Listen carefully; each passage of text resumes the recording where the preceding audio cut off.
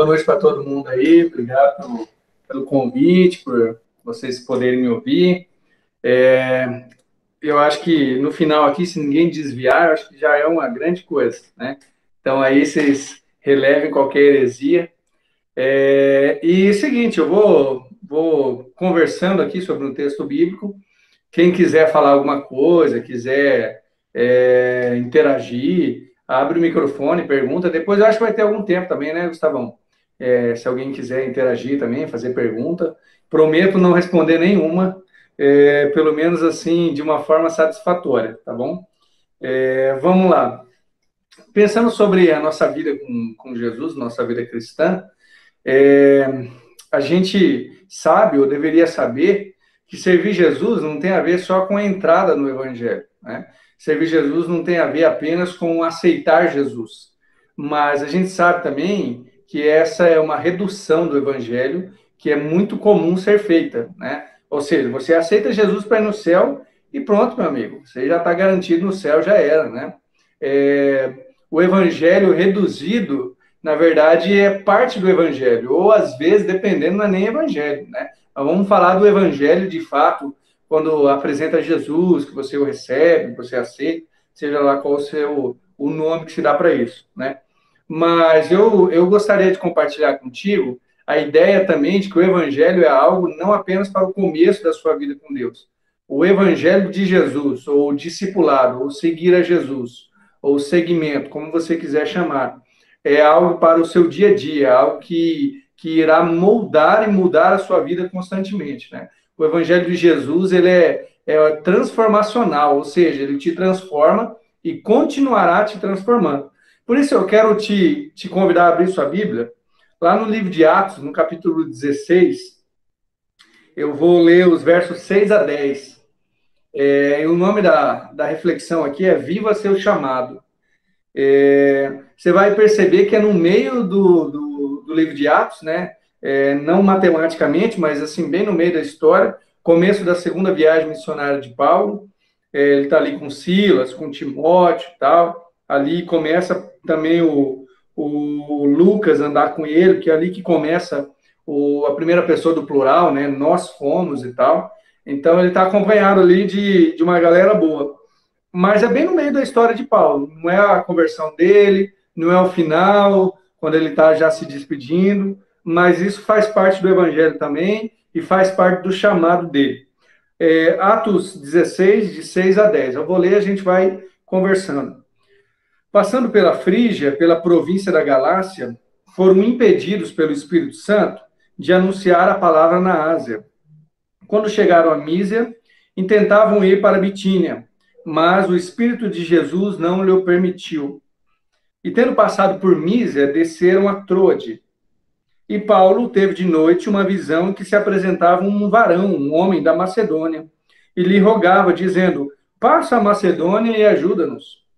E logo depois dessa visão, procuramos partir para a Macedônia, concluindo que o Senhor nos chamava para lhes anunciarmos o Evangelho. Bom, primeira ideia de viver o nosso chamado.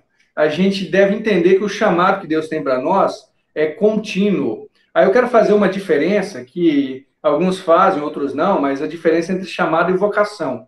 Chamado é, de fato, o seguir Jesus, o discipulado, chamado a estar com Jesus, ou ouvir o chamado dele. E vocação é a parte específica, é o como você vai fazer isso, né? Mas esse chamado de Jesus, ele é contínuo, não é só no começo da sua vida com Deus, e não apenas só no começo, ele não é só na dimensão religiosa da sua vida. O chamado com Jesus, ou o chamado de Jesus para você, ele acontece em toda a sua vida, e ele passa por todas as áreas da sua vida, da sua existência. Então, quem serve a Jesus será constantemente sondado por ele, para que em todas as áreas o chamado de Jesus faça parte da vida dele. É um incômodo, digamos assim, mas é verdade. A Bíblia chama de fé mais curta da Bíblia é Senhor Jesus, Jesus Cristo, nosso Senhor e Salvador. a gente compreende muito bem o que é Jesus ser Salvador, mas é mais difícil para nós entendermos o que é Jesus ser Senhor. Como Salvador, claro, é muito verdadeiro e bom, e nós gostamos disso. Ele pode nos salvar, sim, salvar a nossa vida, para irmos morar com Ele no céu, depois dos novos céus e nova terra, e isso tudo é muito bom. Mas como Senhor, Ele se apresenta, e a palavra usada no original lá é o Kyrios, né? Que é o equivalente ali, ou era uma nomenclatura usada pelo imperador, alguém que mandava em toda a vida, digamos,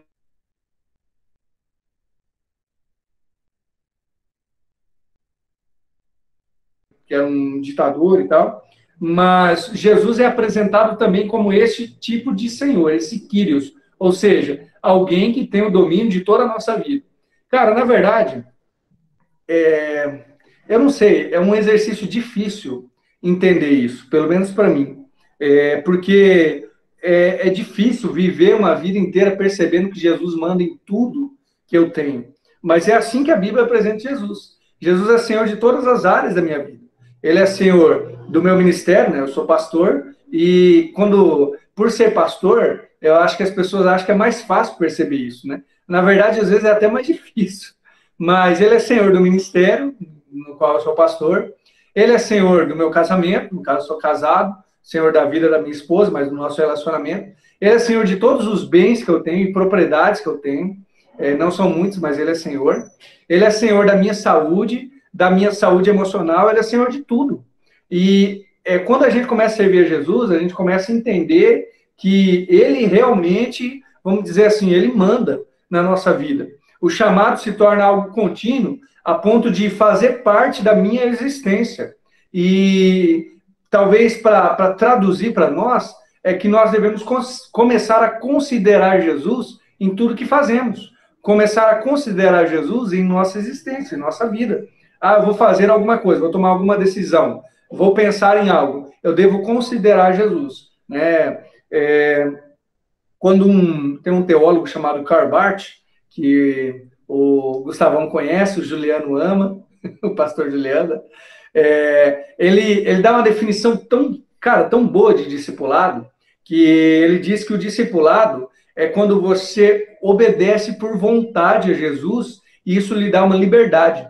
Então, assim, ele está definindo liberdade também. Então, a liberdade que nós temos é obedecer a Jesus, mas porque nós queremos. É meio louco isso, porque parece que liberdade é fazer qualquer coisa que eu quero. De fato, mas é quando você ama, você deseja ao máximo obedecer a Jesus. E aí se torna a sua liberdade o seguir Jesus, o discipulado. Veja, nisso tudo, estou tentando delinear a ideia de que o chamado que você recebeu de Jesus, lá quando você se converteu, ou se você for meio paulino, assim, não vou nem dizer calvinista, mas paulino, você vai entender que Jesus já tinha te separado desde o ventre da sua mãe, como Paulo define isso em Gálatas 1, mas lá quando você ouviu o chamado de Jesus, seja lá quando for, não foi só naquele momento, ele continua agora na sua vida, em qualquer tempo de vida que você tiver. E se você pegar, fazer um exemplo aqui, você pega alguma pessoa que já serve a Jesus há mais tempo que você. Pense aí em alguma pessoa, tipo um ancião da igreja, entendeu? Uma pessoa que você respeita, gente bacana. Chega para ele e pergunta assim, você ainda precisa obedecer a Jesus? Pensa, ele vai lá ter seus 70, 80 anos, décadas e décadas seguindo Jesus, mas se ele ama Jesus de fato, ele vai dizer, não, eu ainda preciso obedecer a Jesus, eu ainda preciso tomar Jesus, ter a consciência de Jesus em minhas decisões. Por quê, cara? Porque você está ouvindo aí, você deve estar com seus, sei lá, 15, 20 anos, 25, mas se você viver mais 60, 70 anos, no último dia da sua vida, você ainda vai precisar considerar Jesus como seu Senhor, porque o chamado que ele tem para você é contínuo. Aí a gente continua, né? A gente olha aqui o que aconteceu neste tempo aqui e vê que o apóstolo Paulo, ele tinha planos. Ele não era um cara desorganizado. O fato dele entender que Jesus mandava na vida dele, não fazia com que ele ficasse deitado sem fazer nada. Ele ia começar a segunda viagem dele, aí passaram pela Frígia, pela Galácia, que eram provavelmente igrejas que ele tinha fundado. Se não as fundou, muito possivelmente ele cuidava dessas igrejas com tremendo amor, mas, enfim, ele tinha planos ali na sua viagem. E aí ele vai aprender uma outra coisa, ou melhor, nós vamos aprender com o exemplo dele, é que se o chamado é contínuo, o Senhor do chamado é sempre soberano. Deus está sempre acima de nós, no sentido de como a gente deve levar a nossa vida ou para onde a gente deve ir. Veja os planos missionários de Paulo, que eram bons planos, né? Ele passou na Frígia, na Galácia, como eu falei, possivelmente ele plantou essas igrejas. Nada mais natural naquele caminho do que ir para a Ásia. Como eles queriam ir aqui, ó, no verso 6, eles queriam ir para a Ásia. Aquela Ásia ali, provavelmente era a Ásia Menor, que tinha ali a capital como Éfeso, provavelmente a região da Turquia hoje, ou por ali, e era um plano muito bom. Aí o que acontece? O Espírito Santo aparece e impede eles de anunciar na Ásia. E ao que parece, Deus, o Espírito Santo, né, apareceu e simplesmente impediu, não falou mais nada, só não pode ir, né? Aí eles foram para Mísia. E aí, quando chegaram na Mísia, queriam ir para Bitínia. Provavelmente a Bitínia era uma região costeira do Mar Negro. Naquela região próxima ali havia a Calcedônia, o que depois ficou chamado como Bizâncio, era uma região muito importante também. Aí eles queriam ir para Bitínia. O que aconteceu? Verso 7. O Espírito de Jesus não lhe permitiu. Novamente, né? Eu achei interessante essas nomenclaturas. Aqui, o Espírito Santo, depois o Espírito de Jesus, dá para ver que a Trindade está trabalhando de forma missionária também, ou para guiar os missionários aqui. Aí, o verso 8 diz, eles passaram pela Mísia e desceram, uma palavra interessante, desceram a Trode.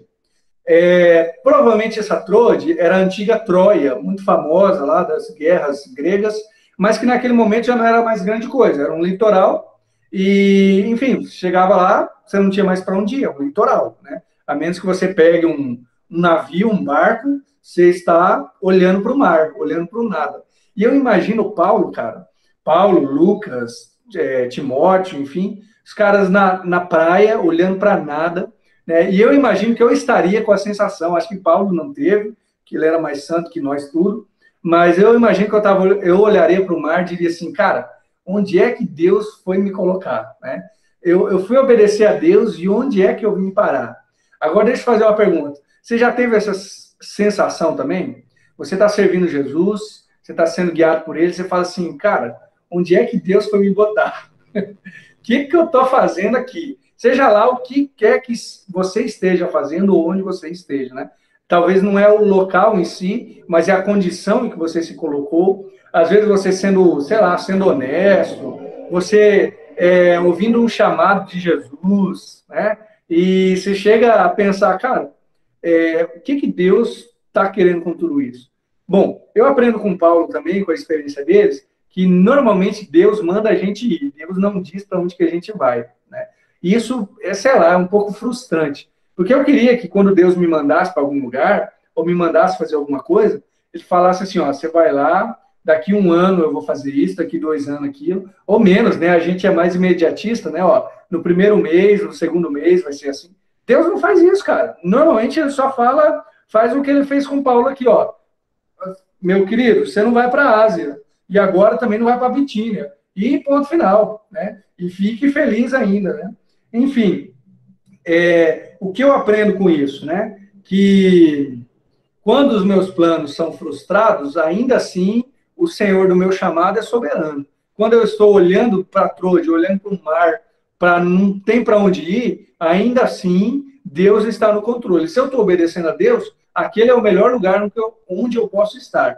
Um apóstolo Paulo em Trode, parado ali, orando, é melhor do que um apóstolo Paulo em Roma, se fosse contra a vontade de Deus. E ele fez um estrago maior no império, indo para Trode do que indo para qualquer outro lugar.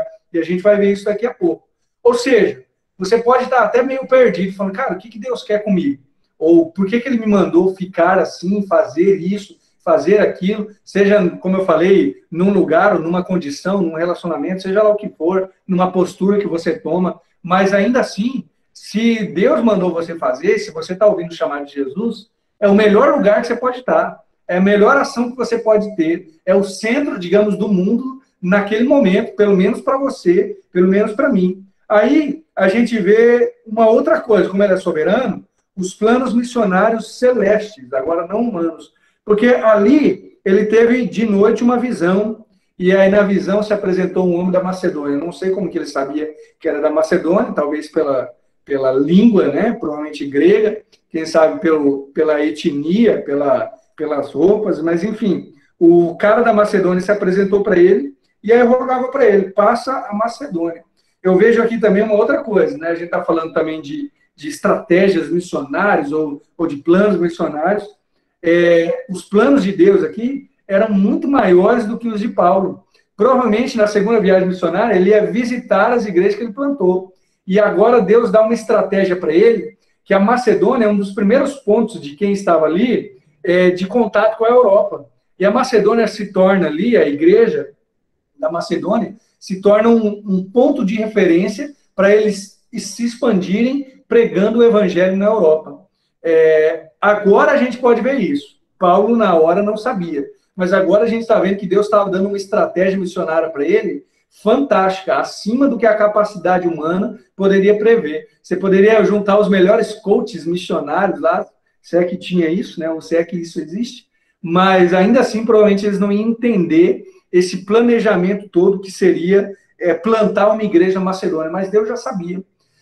Cara, uma outra coisa que eu aprendo com Deus, né? Entendendo que Ele é soberano no meu chamado, que ao viver o Evangelho, eu tenho que viver em obediência a Ele, é que Deus sabe fazer planejamento a longo prazo.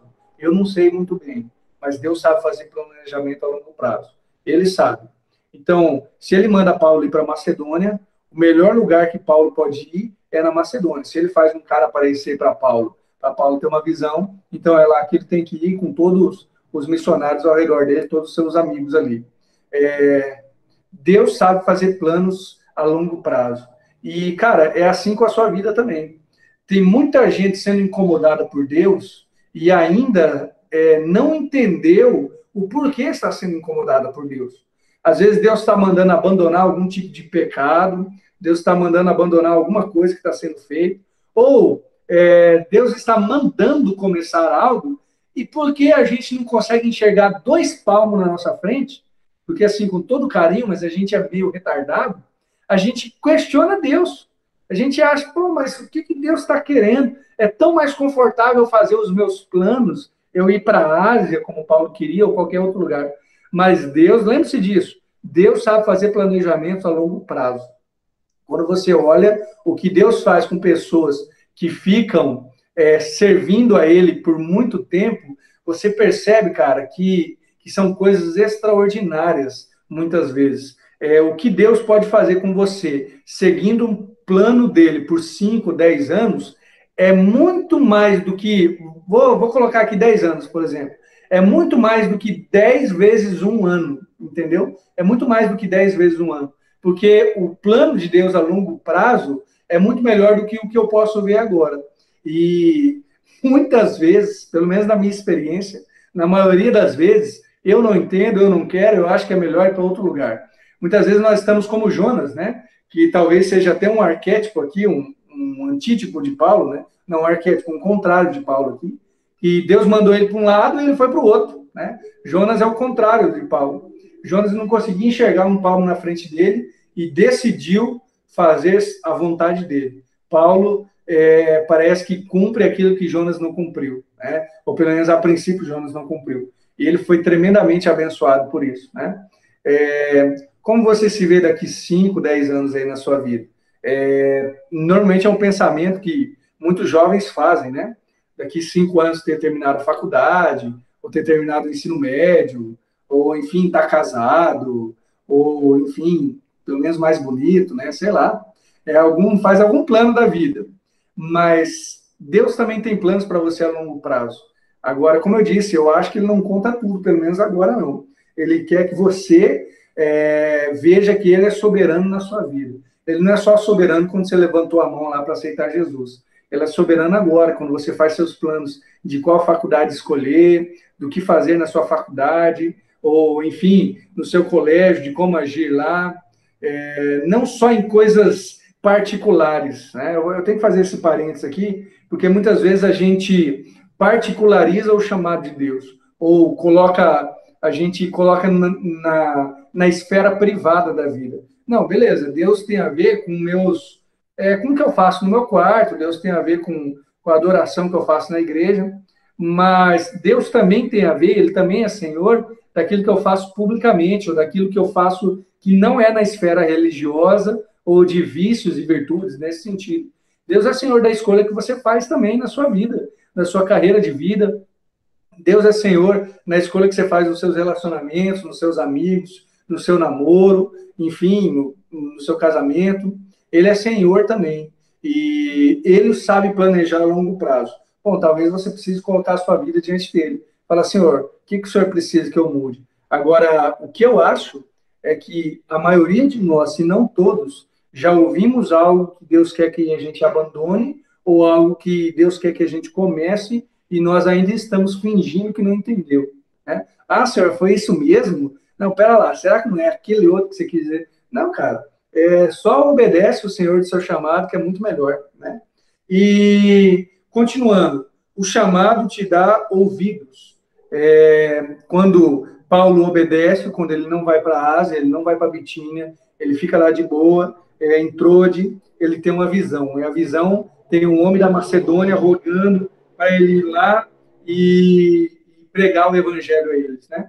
E eu diria assim, do mesmo modo como aquele homem apareceu, as pessoas estão rogando, né, também para que as ajudemos. E eu diria que uma boa forma de você perceber como você pode servir a Jesus de maneira prática é quais são os clamores, digamos assim, das pessoas ao seu redor, que lhes são mais caros, que são mais fortes ao seu ouvido ou ao seu coração. Né? Eu sempre dou o exemplo dos discípulos no caminho de Emaús. Né? Eles caminham com Jesus, aí depois que Jesus parte o pão lá com eles e some, né? Aí eles falam, nossa, queimava o nosso coração enquanto ele falava. Aí eu uso isso como uma ilustração, é uma interpretação não muito correta, tá? Mas é só para ilustrar.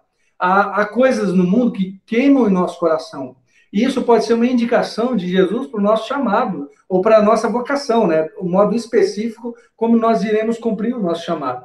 Mas eu diria assim, quando Deus te coloca no plano dele, uma das indicações dele é te dar ouvidos. Tem coisas, cara, a gente não vai fazer tudo. Eu, como sei lá, um servo de Deus, como um pastor, mas colocar aqui como um crente, né, comum como você, eu também não vou fazer tudo. Eu não vou ser bom em todas as áreas, eu nem quero, nem consigo. Mas tem algumas coisas que queimam mais forte no meu coração, assim como provavelmente a sua, no seu coração. Então, há coisas que Deus está criando em você ouvidos para ouvir mais atentamente. Ou, sei lá, queimando no seu coração, como quer usar a ilustração aí. E qual seria a ajuda que a gente pode dar às pessoas, ou qual seria a parte do cumprimento da nossa vocação, né, a parte do chamado, que Deus está nos chamando? O que está doendo, o que está ardendo no seu coração?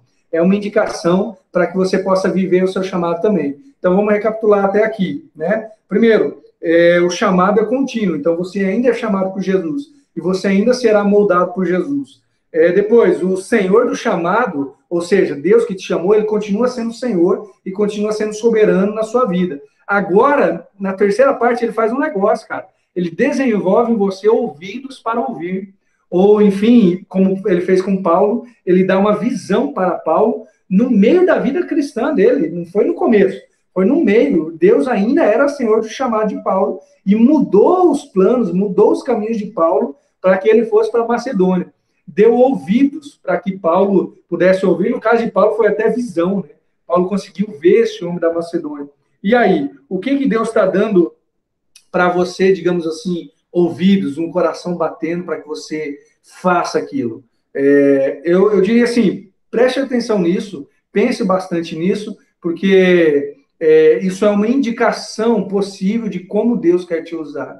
Normalmente, Deus não ele não dá visões, né? Eu não vou querer diminuir aqui a possibilidade de Deus fazer isso, mas normalmente sei lá, nas experiências que eu tenho tido e que eu converso com as pessoas, pastores, missionários ou cristãos, que a gente chama de leigos, né? Mas cristãos, de todo modo, na maioria das vezes, eles não tiveram a sua vocação por uma visão tão gloriosa como Paulo. Talvez porque Deus quer mesmo, muitas vezes, usar os processos naturais do nosso desenvolvimento, do nosso coração, da nossa maturidade e tal.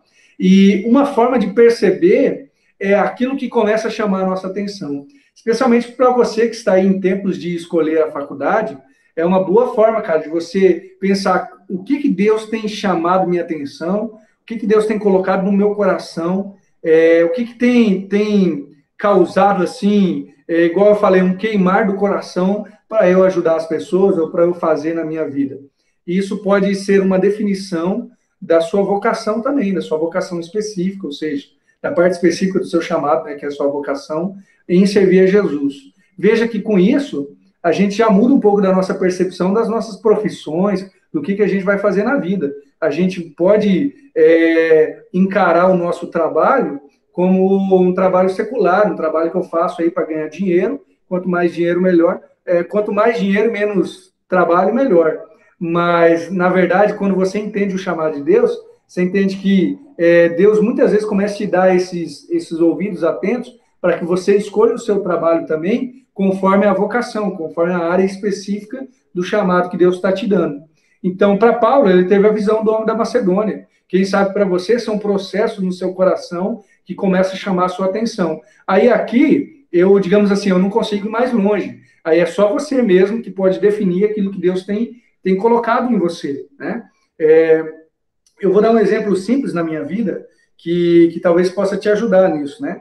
Eu estava no seminário, antes de vir aqui para Campo Mourão, eu fui pastor em Ijuí, no Rio Grande do Sul, fui pastor de jovens lá, mas é até engraçado isso. Eu estava no seminário, estava indo para o último ano, e eu ajudava uma igreja, eu estudei em Curitiba, na faculdade em Curitiba, e eu ajudei uma igreja no meu penúltimo ano ali, nos 2 últimos anos do seminário, ajudei a liderar os adolescentes. E, cara, eu gostei muito na época, achei muito legal, e as pessoas ali confirmavam também, vinham dizer, olha, eu vejo você como um pastor de adolescentes, né, ali na época, vejo você como um líder de adolescentes, de jovens e tal, e, cara, parece que casou com aquilo que eu estava sentindo. Eu falei, nossa, ao me formar, eu gostaria de ser pastor de adolescentes. E na época também eu comecei a gostar muito de música, tocar violão, cantar e tal. Não digo saber, gostar, é diferente de saber, mas comecei a gostar bastante. E do nada, assim, eu comecei a perceber que ao me formar, eu queria, ainda faltava o último ano, eu queria ser pastor de adolescentes e ministro de louvor. Comecei a criar, sabe, sonhos assim na minha cabeça. E, enfim, e pensei, cara, não tem onde que eu vou encontrar uma igreja, ou uma igreja que me queira, e eu fazendo, entre aspas, exigências, né? Quero chegar aqui, quero ser pastor de jovens e líder de louvor ainda. E o pastor lá de Ijuí me convidou, falou, vem conhecer a igreja aqui, o que você acha? Naquela sondagem, assim, né? Que vocês sabem bem como que é. Aí eu fui lá conhecer, assim como quem não quer nada, e ele me mostrou a realidade. Falou, na verdade, eu te chamei porque eu queria te convidar, e a gente, assim, a gente viu que você tem duas possibilidades, né? Enfim, 2 potencialidades aí, e a gente está precisando disso, que é pastor de adolescentes e um ministro de louvor. Cara, na hora eu fiquei de 2 coisas, eu fiquei feliz, mas eu fiquei também meio, sabe quando você fica dando risada? Eu falei, cara, foi Deus que preparou esse negócio para eu ter a vontade de vir aqui para aceitar de boa, chegar aqui no ministério, né? No caso, no meu primeiro ministério ali, ser pastor de adolescentes e líder de louvor. É uma coisa simples, né? Um exemplo muito simples, mas que foi importante para mim. Essa questão de, cara, Deus começou a preparar meu coração, e quando eu vi ali, na verdade, ele estava me preparando para ser pastor onde ele queria que eu fosse, naquela realidade ali, naquele momento, né? Talvez Deus esteja fazendo isso com você neste momento também. Ele esteja preparando seu coração para você escolher o curso da sua faculdade, para você talvez escolher depois, talvez você já está na faculdade, escolher qual área você vai trabalhar. Ouça, cara, o Senhor é soberano ainda sobre as escolhas da sua vida. E para a gente finalizar, o seu chamado também envolve obediência. Deus dá a visão para Paulo e Deus não fala mais nada do que vai acontecer. Meu querido, só vem para Macedônia e vem logo e estamos te esperando. Basicamente foi isso. Né? Ele sabia que era um homem da Macedônia e eu diria assim, o presente pode ser difícil de entender. Eu imagino que Paulo e os outros ficaram confusos com os impedimentos do Espírito Santo e do Espírito de Jesus. Por que, que a gente não pode ir para a Ásia onde a gente queria ir?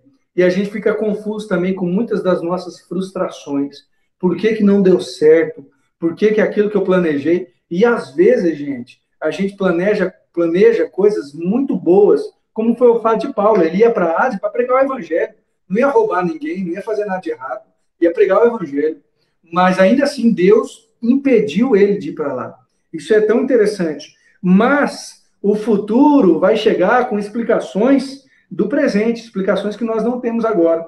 Paulo vai para a Europa, para a Macedônia, e faz uma base missionária fantástica naquele lugar, que hoje a gente entende, como eu comentei. Enfim, eu diria assim, quando você trabalha para Deus, Deus se torna o Senhor das estratégias na sua vida.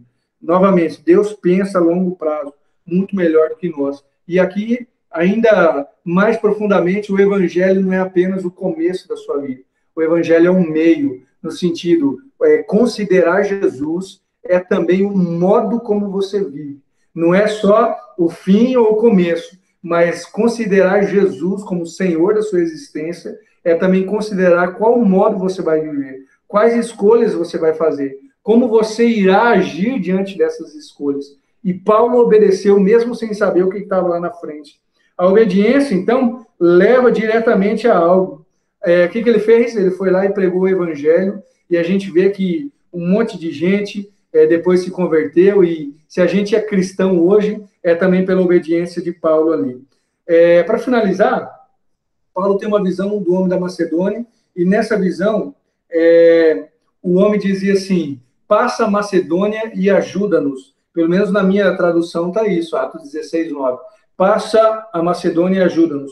E aí no verso 10 fala, olha, aí eles que procuraram partir para a Macedônia, concluindo que o Senhor nos chamava para anunciar o evangelho. A visão era o cara dizendo, nos ajuda. E eles concluíram que isso era sinal de que eles precisavam pregar o evangelho para eles.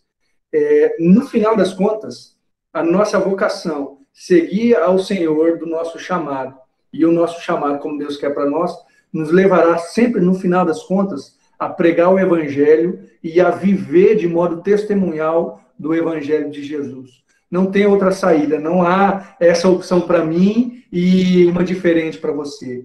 Imagine que você tivesse um sonho, que o seu vizinho no seu sonho, agora não vou falar visão, você sonha um sonho real, aqueles que você imagina que o seu vizinho está desesperado, está até meio sujo, assim, enfim, descabelado, e ele está gritando, me ajuda, me ajuda, me ajuda. Você acorda no meio da noite. Você pensa, cara, é um sonho real, é isso mesmo, é verdade. Eu tenho certeza que o meu vizinho está precisando de ajuda.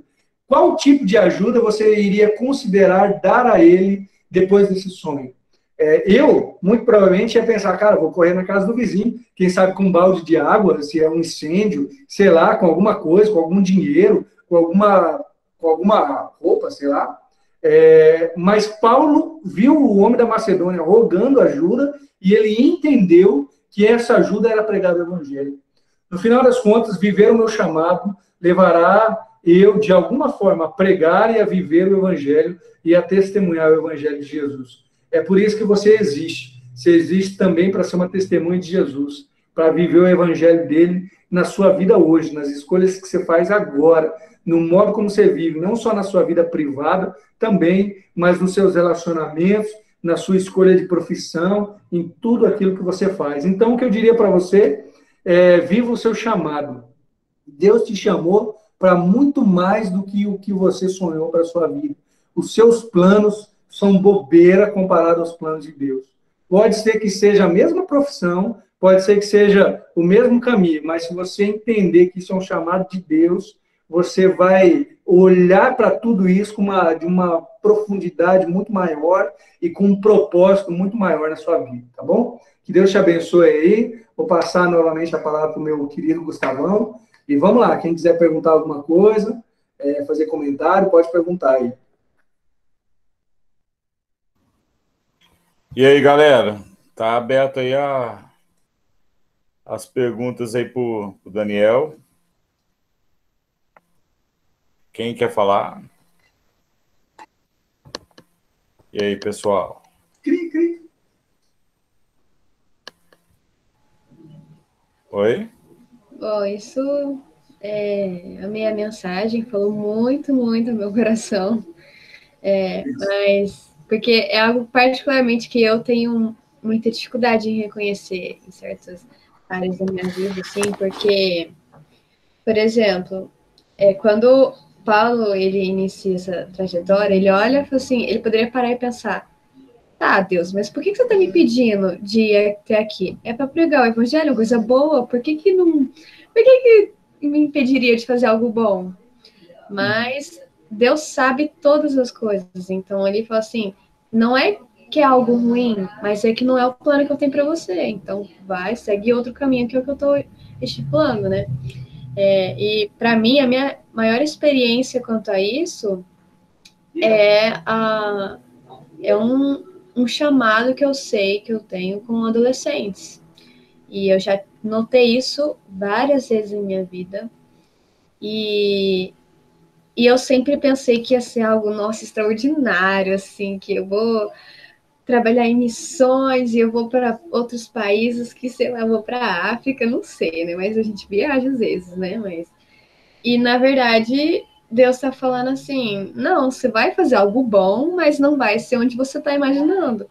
E Deus começou a me mostrar algo extraordinário em um lugar, tipo, pequeno, sabe? Em Campo Mourão, né? Eu vim de outro país para cá e aqui eu sei que Deus pode me usar para fazer a diferença na vida das pessoas que estão ao meu redor, sabe? Dos adolescentes que eu tenho convivido. Então, não é que seria algo ruim, é algo incrível. Na verdade, é algo perfeito, porque vem do plano de Deus, né?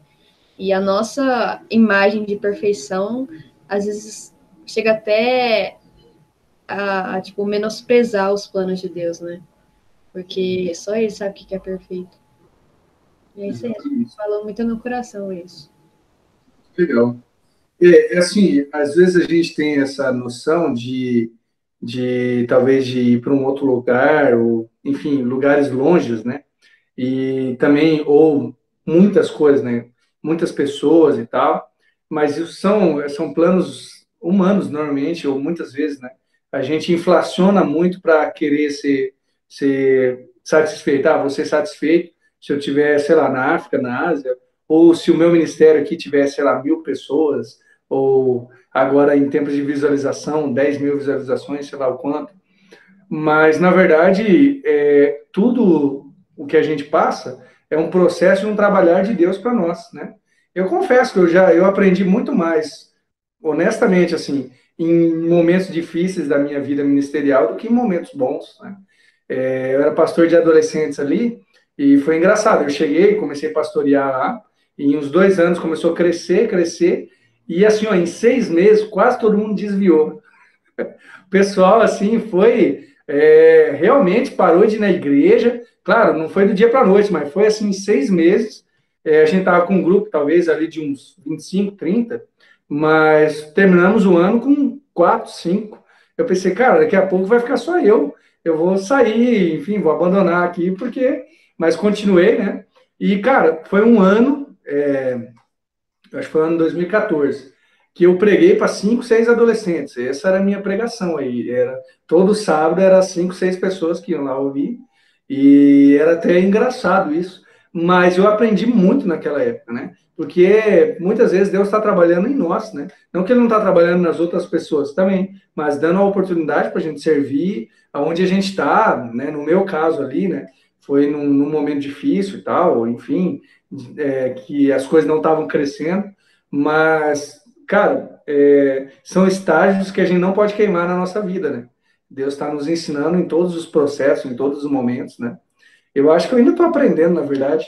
Então, enfim, mas legal a sua experiência. Você veio de qual país? Você estava em aonde? Então, os meus pais são brasileiros, mas meus pais foram morar nos Estados Unidos por um tempo. E daí, nesse tempo que meus pais estiveram lá, eu nasci e o meu irmão. Daí eu vim para cá, eu Legal. tinha 9 anos. Que legal. Mas, que joia. Então, você é americano, né? Mas alguém quer. Mas alguém quer trocar uma ideia aí, fazer alguma pergunta, dar algum relato? Tá aberto aí, galera. Bom, eu entendi quando as pessoas falavam, Deus tem sonhos mais altos para você e vai levar você a lugares grandes, né? Eu imaginava, nossa, eu vou para a Europa, né? Estados Unidos, um lugar bonito. Em Campo Mourão aí, Deus me levou, tipo, no Sense. Foi uma experiência, assim, extraordinária para mim. Teve um dia que só tava eu, dois episódios que marcou, assim, para mim. Tava eu, o Gusta e o Edvin na época, eu acho que só, no dia. E o Edvin, o Gustavão e o Edvin pregou.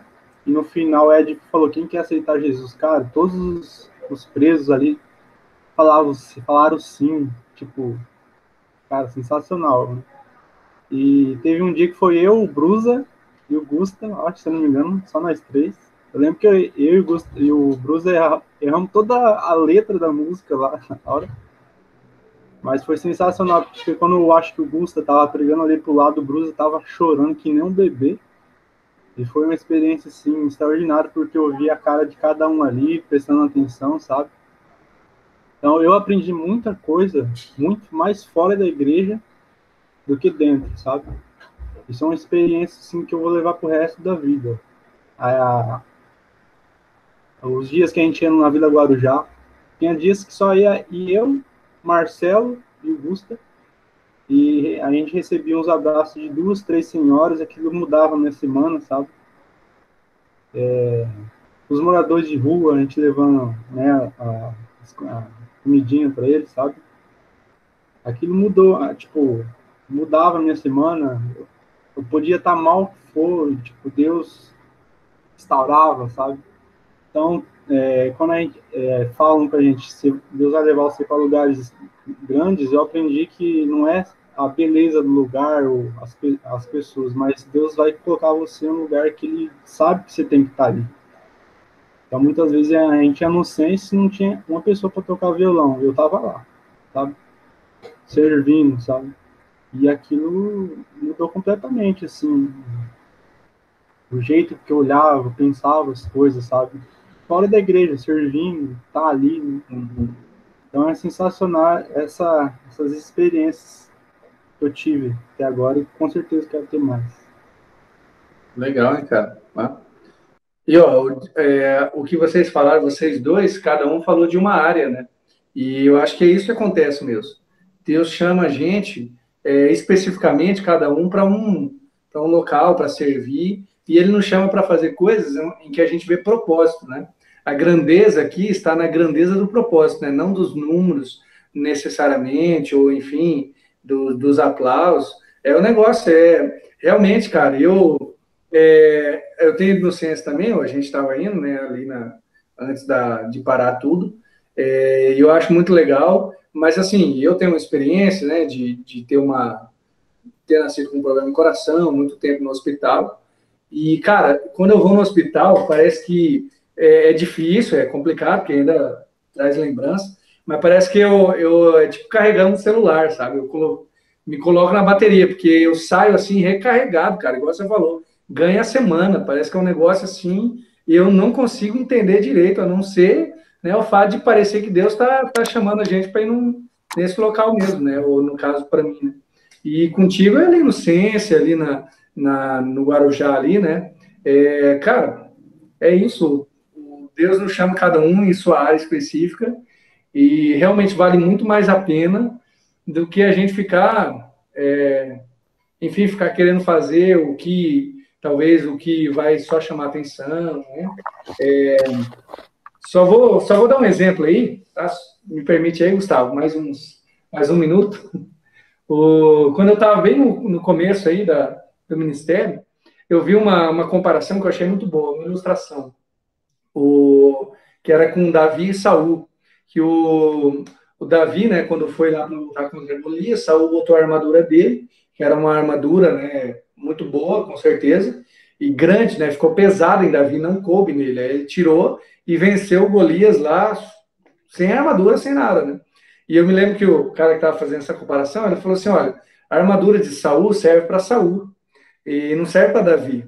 E, cara, foi tão específico para mim, porque facilmente, eu digo, eu no ministério, talvez vocês como jovens e adolescentes também, mas facilmente eu sou levado a me comparar com algum outro pastor que está dando certo em tal área, mas, cara, a armadura do Saul serve no Saul, não no Davi, né? E que bom, né? Que bom que Deus nos chama cada um para o seu jeito, cada um no seu propósito, na sua vocação específica. E que legal ouvir o relato de vocês aí, de já poder perceber Deus na vida de vocês também, guiando aí, mostrando, né?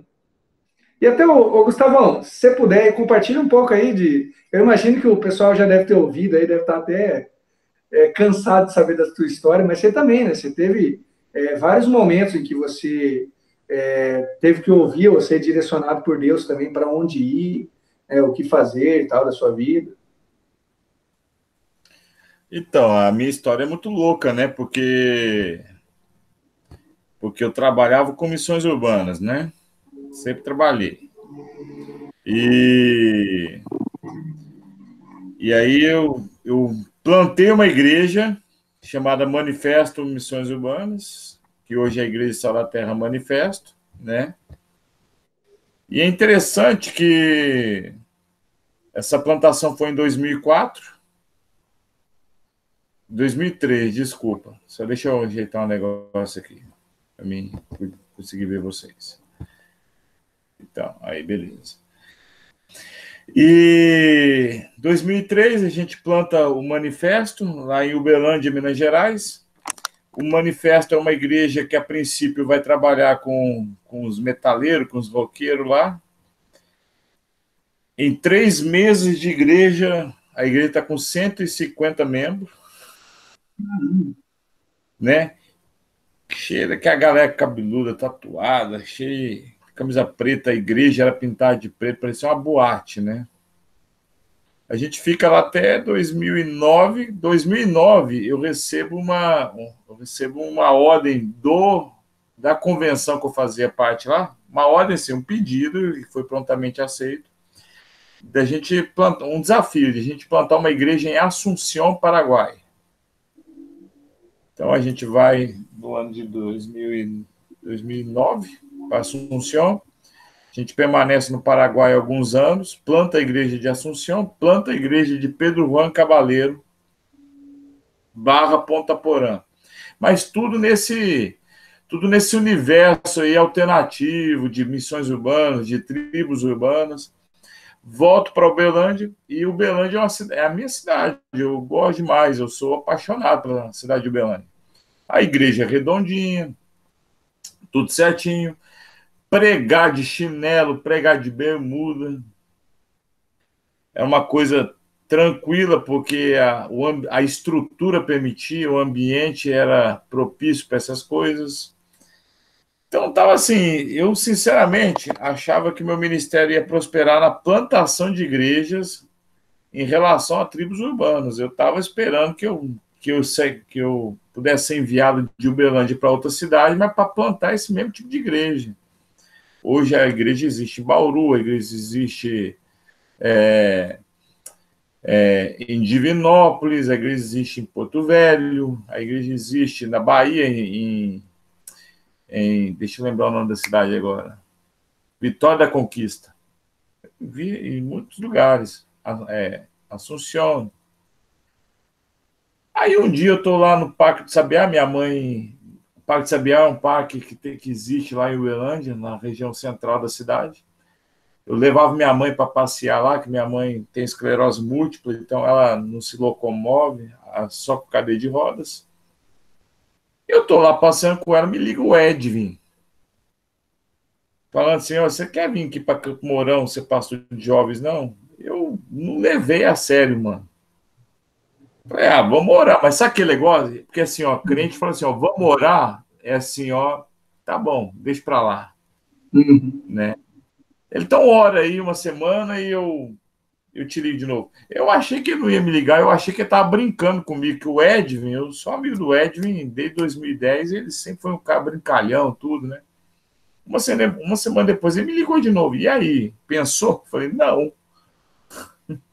Falei, então você ora de verdade agora. Aí eu fui orar mesmo. O Edwin me ligou. Em 2 meses eu estava aqui em Campo Mourão fazendo a entrevista para ser pastor de jovens da igreja. Então, eu nunca planejei vir para Campo Mourão, nunca planejei ir para a Convenção Batista, nunca pensei em fazer uma faculdade batista.